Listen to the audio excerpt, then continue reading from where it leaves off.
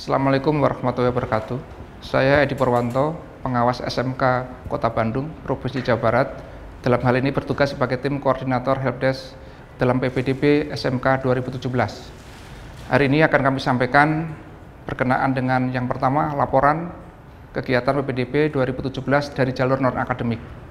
Untuk jalur non-akademik, PPDB tahun 2017-2018 bisa kami sampaikan sebagai berikut, bahwa dari SMK negeri sebanyak 279 ada 1.375 kompetensi keahlian dengan rombongan belajar sebanyak 3.090 dengan kuota total tersedia seluruhnya nanti adalah 111.240. Dari data ini, jalur pendaftar itu ada non-akademik dan ada akademik.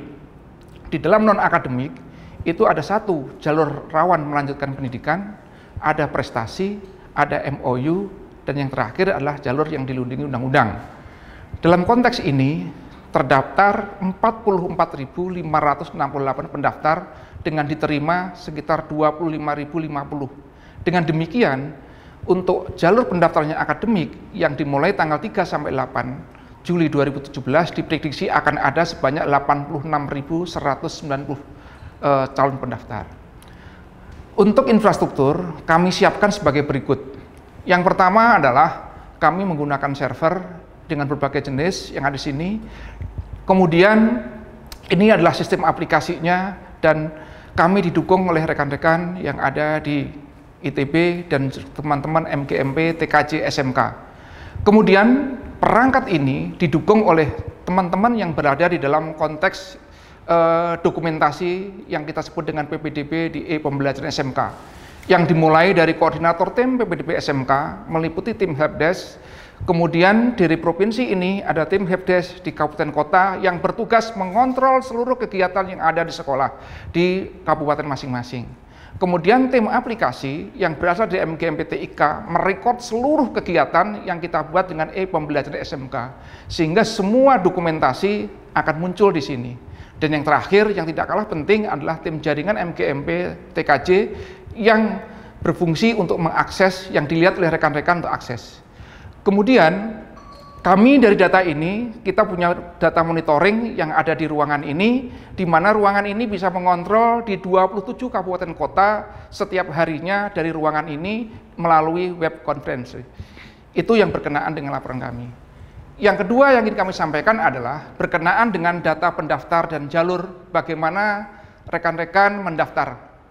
Untuk jalur akademik, non-akademik, perbedaannya hanya di dalam konteks akademisnya, di mana untuk non-akademis benar-benar tidak menggunakan nilai ujian nasional. Sementara untuk jalur akademik menggunakan nilai ujian nasional.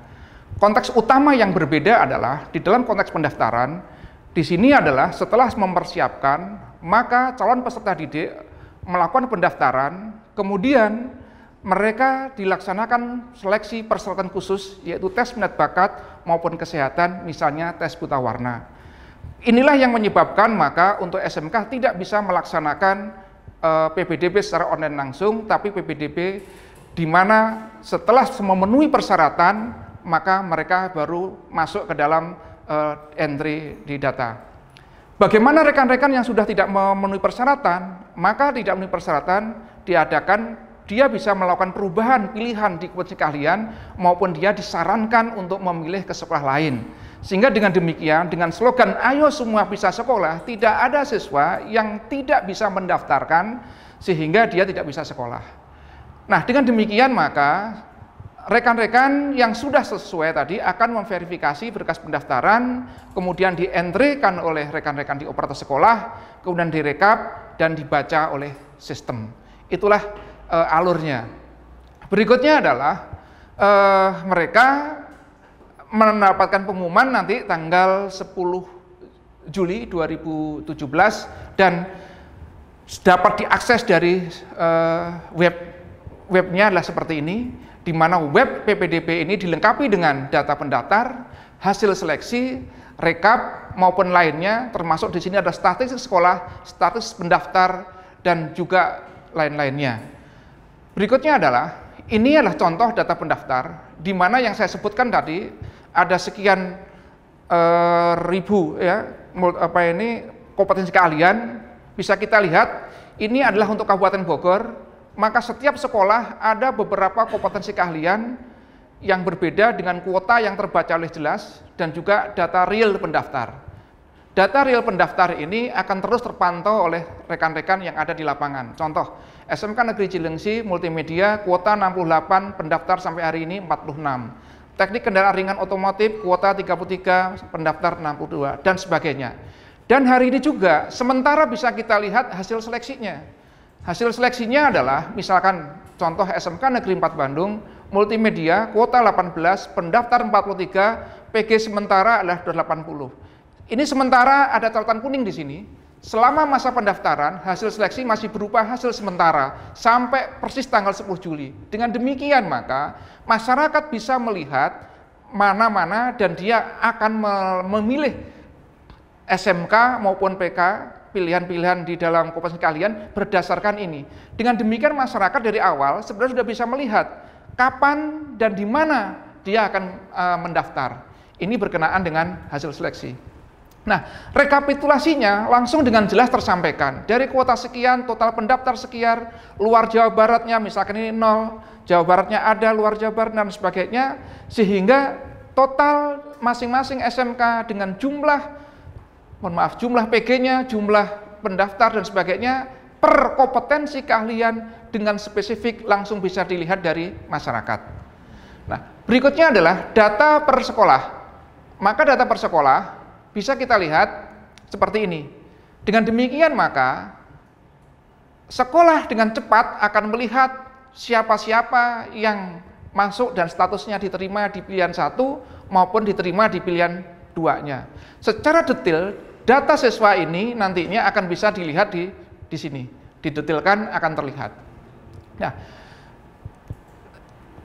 dengan demikian maka nama misalkan tadi Alvaro, dia ada di mana, skornya berapa, dengan nomor pendaftaran sekian, jarak pilihan 1, pilihan 2-nya ada di mana, mereka diterimanya ada di mana, semuanya akan lengkap dan ini bisa dilihat secara real time oleh masyarakat.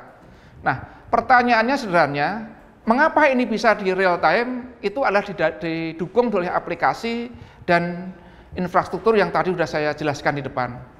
Yang terakhir dalam konteks di sini adalah kami didukung oleh konteks e-pembelajaran yang tadi sudah saya jelaskan. Semua materi ini, semua pemberitahuan kami lengkap, kami aplikasikan di sini sesuai dengan konteks literasi. Kami menggunakan konteks literasi teknologi sehingga data, misalkan perbaikan data real time bisa kita lihat per hari, per jam, per kegiatan, per kabupaten dengan lengkap bisa kita lihat.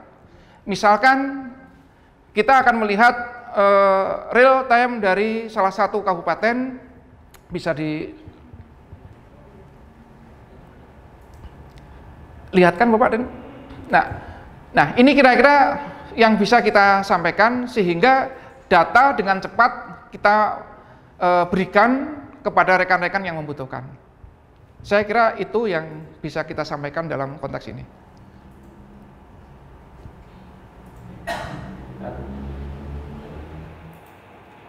Lihatkan Bapak. Nah, ini kira-kira yang bisa kita sampaikan sehingga data dengan cepat kita berikan kepada rekan-rekan yang membutuhkan. Saya kira itu yang bisa kita sampaikan dalam konteks ini.